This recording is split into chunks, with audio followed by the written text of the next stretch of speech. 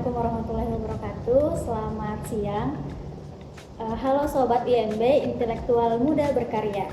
Balik lagi nih di Elpos LKPE Podcast episode 9. Gimana nih kabar kalian? Semoga dalam keadaan sehat dan bahagia ya. Kenalin, nama aku Sri Raskianti selaku MC pada NUDC kali ini, yaitu dengan tema cerdas taklukkan NUDC yang pastinya akan menambah pengetahuan kita tentang NUDC. Jadi dengerin sampai menit akhir ya guys. Nah, sekarang aku lagi bersama narasumber kita, yaitu Kak Toshi, yang sangat berpengalaman nih dalam hal National University Debating Competition atau yang disebut dengan NUDC. Nah, sekarang kita perkenalan aja ya kepada narasumber kita. Siapa nih Kak, nama panjangnya, nama lengkapnya, dan jurusannya, dan lain-lain. Halo semuanya, perkenalkan namaku Toshi Aturelavi. Aku angkatan 2020 dengan jurusan Ekonomi Pembangunan.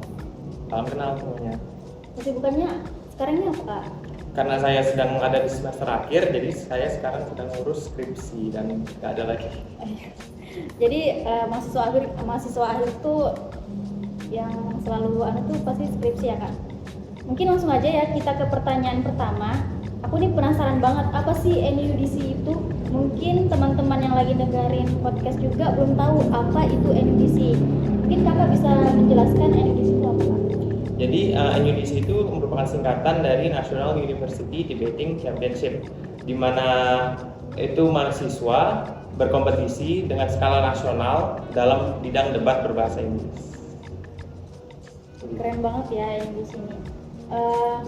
Setahu saya, selain debat NUDC ini ada yang mirip-mirip dengan debat ini, yaitu KDMI. Nah, apa sih perbedaan debat NUDC dengan KDMI?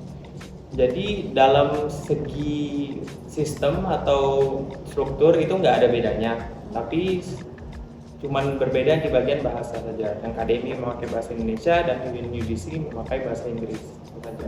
Berarti dari teknik-tekniknya tuh sama juga? Sama. Ya. Beda bahasa aja kayak. Nah. Terus tadi kan udah tahu tuh perbedaan NUDC dan KDMI. Terus kesulitan NUDC sendiri tuh apa sih Kak? Oke.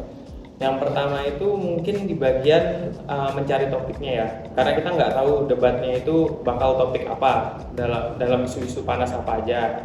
Nah, itu mungkin yang pertama, untuk mencari tahu hal sebanyak mungkin sebelum kompetisinya. Dan yang kedua itu ada bagian argumentasi, gimana cara kita untuk membuat argumen itu agar bisa efisien. Karena ada yang ketiga juga, yaitu time management. Jadi di dalam speech itu harus ada time management yang bagus, karena cuma dikasih waktu sekitar 7-15 detik, kalau 7 menit 15 detik. Dikasih waktunya sedikit saja dan harus membuat argumen se-efisien mungkin dan membuat juri itu yakin kalau argumen kita itu yang terbaik di situ. Itu selama 1-7 menit itu satu mosi gitu. Ya. Kayak langsung dilempar gitu ya ke timnya. Ya. Jadi di dalam debat itu ada tergantung apa ya, mungkin di NUDC itu dipakai British Parliamentary. Yeah. Jadi ada 2 orang satu tim, di mana satu orang itu memiliki peran sendiri masing-masing di satu tim itu, dan mereka bisa menyampaikan misalkan pengenalan terhadap mosi kepada juri-juri, dan kedua itu mengargumentasikan dengan baik. Jadi semuanya itu memiliki tugasnya masing-masing. Jadi satunya itu menguatkan dia gitu ya. Ya, benar. Nah, tadi udah tahu kan apa itu NUDC dan perbedaannya sama KDMI. Nah, saya mau nanya nih Kak, kalau kesulitan di NUDC sendiri itu apa sih?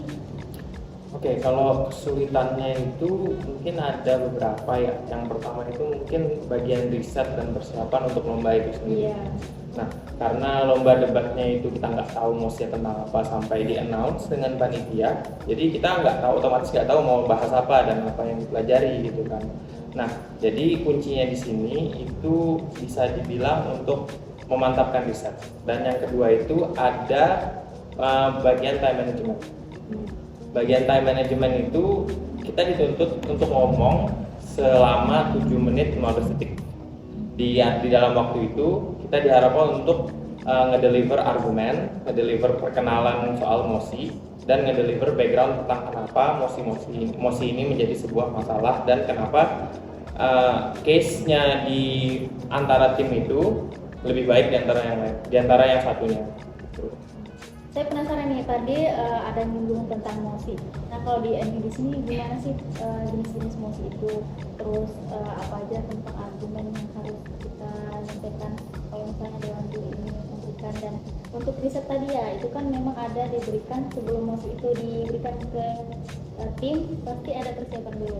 Nah, bagaimana sih dari tim sendiri itu mengatur gitu untuk bisa mendapatkan data-data yang valid, terus mengeluarkan ide-idenya gitu pada saat menyampaikan tersebut. Jadi sebelum mulai berbicara di debat itu ada waktu namanya case building, yaitu 15 menit untuk kamu dan timmu melakukan, bisa dibilang, menyusun kasus. Jadi misalkan mosinya itu THBT, this house would bad homework. Nah, jadi di situ kamu harus sebagai tim government itu kenapa kamu bisa menjustifikasi kalau homework itu nggak apa-apa di ban. Jadi nggak ada lagi homework gitu. Nah, oke, saya ini penasaran Kak. Tadi kan ada nyinggung tentang mosi, terus ada time management gitu kan. Nah, sebelum Dewan Juri melemparkan mosi kepada tim tersebut, misalnya tim tim pro ya kakaknya ya, tim pro. Itu pasti ada kayak persiapan dulu kan, misal 15 menit untuk timnya mencari atau meriset data-data sehingga dapat memperkuat itu argumennya, dan Dewan Juri itu yakin atas argumen yang telah diberikan dan benar-benar memihak ke pro untuk mosi tersebut. Itu gimana sih untuk time manajemen tim tersebut, dan mungkin bisa dijelaskan jenis-jenis mosi dari NDC ini gimana? jadi untuk mosi mungkin aku jelaskan sedikit soal 3 jenis ya mungkin. Yang pertama itu ada THBT, this house believes that, dan kedua ada this house would, dan ketiga ada playing as misalkan playing as the government, what would you do in a certain scenario gitu.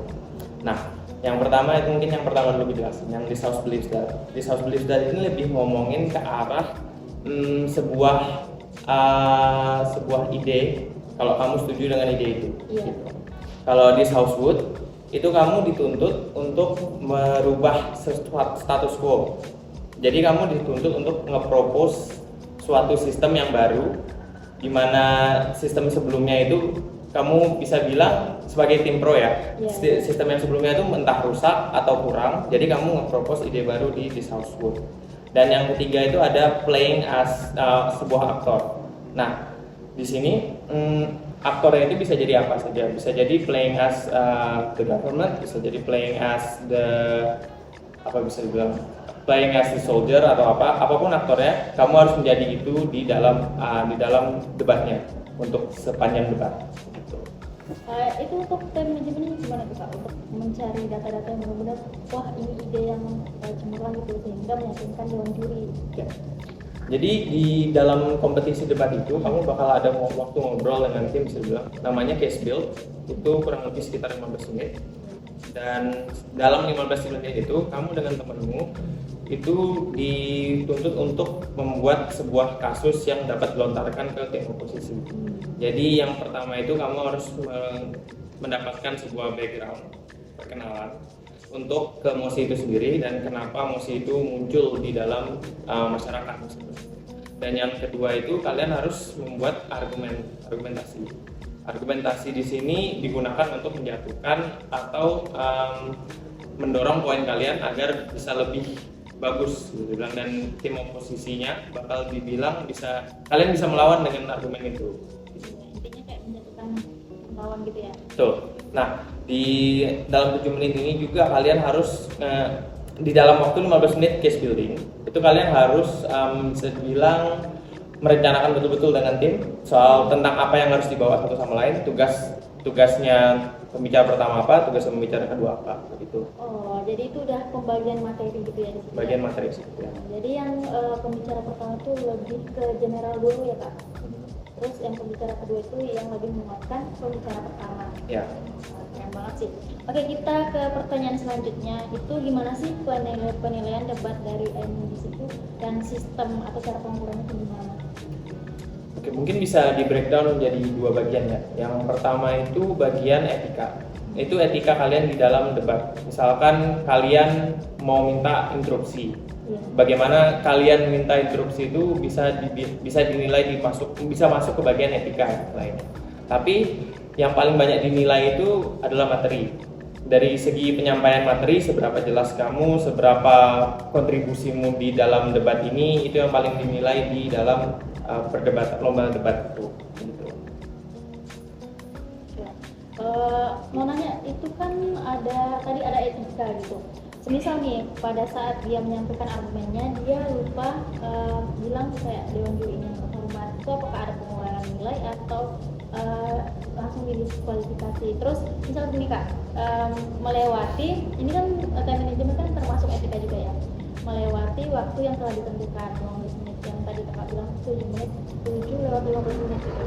Nah diberi peringatan 1 kali tapi tidak berhenti gitu ngomong, sehingga diberi lagi peringatan 3 kali. Itu apakah ada pengurangan nilai atau gimana gitu cara pengukurannya?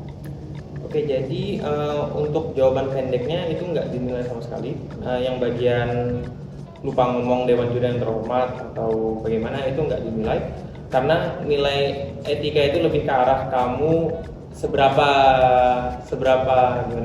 tidak sopannya kamu di ruangan itu. Walaupun kamu lagi ngomong atau lagi nggak ngomong, itu tetap dinilai. Misalkan kamu kayak tadi, misalkan interupsi tapi kamu tuh ngeganggu orang. Misalkan kamu pukul meja atau gimana untuk interupsi yang ribut gitu, itu bisa dinilai di etika. Tapi untuk dari perkataan atau bagaimana lupa ngomong hormat itu nggak dinilai. Kalau untuk waktu time management itu kalau lebih dari 7 menit 15 detik itu kamu bakal digedor-gedor mejanya dengan timekeeper sampai kamu berhenti. Itu untuk ngingatin kamu basically. Kalau kamu lebih dari itu nggak ada pengurangan poin, tapi lebih ke arah kamu nggak dinilai ngomongannya. Lebih dari 7-15 detik omongan menjadi angin lewat untuk juri. Oh, berarti yang 15 detiknya ini itu dianggap angin lewat aja, tapi yang 7 menitnya ini masih dalam penilaian gitu. 7 menit 15 detik dalam penilaian. Lebih dari itu iya. nggak dianggap. Oke, pertanyaan yang selanjutnya, mungkin pengalaman yang paling terkesan nih dari kakak dalam mengikuti NUDIS itu apa? Entah dari perdebatan yang terkesan atau lawan debat yang susah untuk dikalahkan gitu. Itu menurut kakak gimana gitu yang paling terkesan?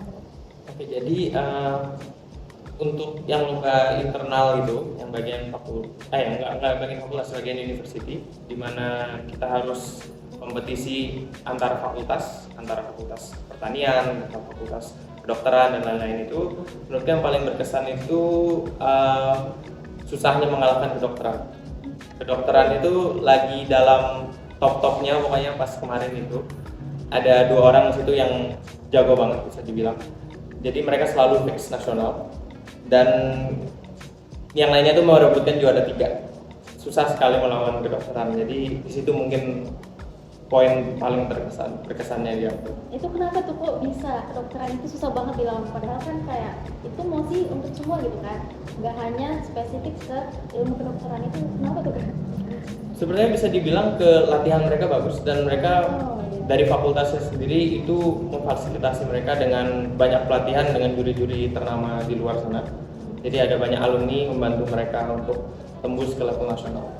Berarti memang udah berpengalaman banget ya dan udah memang diatur gitu waktunya. Iya, betul. Oke, tadi kan yang paling susah tuh dari fakultas kedokteran. Kita kembali lagi ke fakultas sendiri ya kak. Itu apa sih, gimana gitu sistem penilaian dari fakultas sendiri? Apakah dipilih langsung atau memang kita daftar dulu baru bisa masuk ke tingkat univ, terus kemudian masuk ke tingkat nasional? Itu gimana gitu dari penilaian dari fakultas kita sendiri? Oke. Kalau dari beda-beda fakultas itu tentu saja sistemnya beda-beda ya. Ada yang langsung ditunjuk langsung dengan dekan misalkan, atau ada yang harus ikut seleksi. Itu tergantung dengan peminatan mahasiswa-mahasiswa yang ada di fakultas itu. Kalau misalkan FEB, Ekonomi dan Bisnis, itu banyak peminatnya NUDC dengan KDMI. Jadi mereka melaksanakan kayak program seleksi gitu. Mungkin sebulan atau 2 bulan sebelum NUDC tingkat seleksi yang universitas. Jadi itu memakai sistem Asian Parliamentary kalau untuk di fakultas.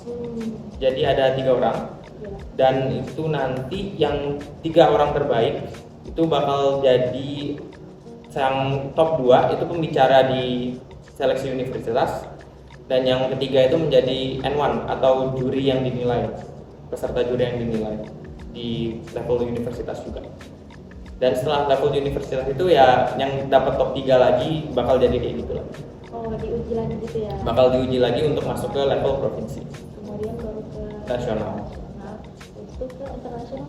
Internasional ada, cuman itu lebih ke arah gimana bilangnya? Itu basically ada kompetisi internal juga. Kalau internasional, iya. Dari unitinya. Oh, kirain itu habis yang nasional baru lanjut lagi ke internasional. Nah, ternyata beda lomba lagi gitu. Ada pilihan ikut, ada pilihan gak ikut. Oh iya. Kasih. Kemudian yang terakhir nih, pertanyaan terakhir. Mungkin setelah ada teman-teman mendengarkan podcast kita, jadi ada banyak yang tertarik ikut lomba NUIC. Nah, kira-kira apa aja sih Kak yang harus kita persiapkan, tips dan triknya sehingga kita dapat menjatuhkan tim lawan itu, dan Dewan Juri itu lebih percaya dengan argumen kita. Ya. Jadi lomba debat itu bisa dibilang lombanya dimulai sebelum lomba itu ada gitu. Jadi banyak preparasi, banyak baca berita, banyak riset, bisa dibilang itu bakal ngebantu banyak soal pembuatan kasus yang nanti bakal dilaksanakan di sana. Karena kita kayak tadi nggak tahu apa yang bakal dilombakan, nggak tahu apa yang tema yang akan dilaksanakan. Jadi semakin banyak tahu, semakin banyak juga semakin banyak tahu, semakin banyak juga kamu bisa bikin argumen. Tapi biasa mosi yang diberikan itu lebih kayak hangat-hangat lagi trending gitu ya, biasa gitu ya. Bisa dibilang isu-isu yang baru-barusan terjadi, tapi nggak menutup kemungkinan kalau kamu bakal ditanya soal Perang Dunia Kedua misalkan. Iya tergantung lombanya juga. Ya. Atau mungkin bisa mosi fiksi total. Jadi harus banyak belajar soal adaptasi juga. Banyak improvisasi juga di depan itu, karena nggak mungkin semua tahu.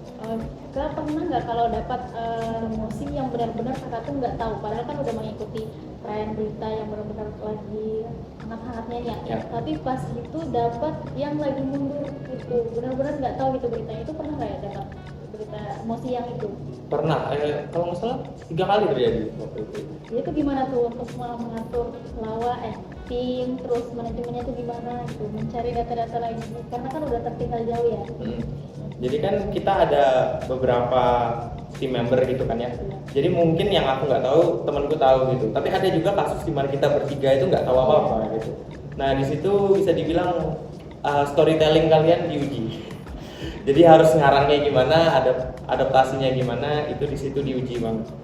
Tapi apakah Dewan Juri tidak mengetahui gitu, apakah pas argumennya itu kita buatnya salah-salah, atau itu kan dinilai juga ya, karena Dewan Juri pasti udah mengetahui emosi yang akan dibawakan gitu.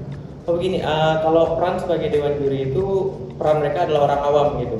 Kalau hal yang kita mention salah dan nggak dikoreksi dengan tim lawan, itu bisa jadi valid di bagian juri. Begitu. Oh, jadi bisa menilai sebenarnya yang di pro ini salah, tapi di tim lawan ini membenarkan di pro. Ya, jadi tergantung ya. Jadi bisa jadi yang pro ini yang menang gitu. Betul, ya. Gitu. Tergantung perlawanan dari tim musuh. Tapi misal udah selesai nih debatnya di sini, apakah ada lagi valid? Ternyata yang pro ini salah gitu, memberikan data. Apakah itu ditindaklanjuti lagi atau gimana tuh Kak? Oke, setelah perlombaan, misalkan setelah keluar dari ruangan berdebat, itu Dewan Juri bakal ngasih skor dan itu udah nggak bisa diganggu juga. Oh, berarti benar-benar Dewan Juri itu nggak tahu apa-apa gitu ya? Perannya sebagai orang awam. Bisa nanti ditegur di bagian penasehatan. Oh iya, jadi kayak netral gitu ya? Nanti peserta itu punya hak untuk minta personal gimana bilang, mentoring gitu soal apa yang terjadi di sana, bisa dilihat kayak salahku di mana misalkan gitu. Bisa minta penilaian. Oke, keren banget sih yang telah disampaikan pemateri kita tentang NUDC. Teman-teman yang mungkin lagi mau mengikuti debat NDC bisa nih langsung nonton podcast kita. Jadi belajar dengan narasumber kita yang sangat berpengalaman. Mungkin ada sedikit kata-kata Kak untuk teman-teman yang lagi nonton. Oke, jadi teman-teman nanti tanggal 9 Desember itu bakal ada acara dari Mula Warman Debating Society yang akan dilaksanakan di tempatnya belum tahu, tapi nanti bakal ada poster, jadi bisa stay tune di Instagramnya Mula Warman Debating Society, dan itu bakal diajarin tentang tips-tips debate, persiapan dan pembuatan argumen secara mendetail dengan mentor-mentor yang keren dan udah punya banyak pencapaian di dunia internasional. Jadi keren banget ya, ini ada promosi nih dari Kak Toshi tentang lomba NPC, dilengkapi juga dengan mentor-mentor yang sangat berpengalaman. Mungkin nih sampai sini aja untuk podcast kali ini episode 9. Terima kasih Kak atas sharing pengalaman dan ilmu barunya mengenai debat bahasa Inggris. Semoga bisa ngobrol-ngobrol lagi di lain waktu. Terima kasih yang sudah mendengarkan. Dadah.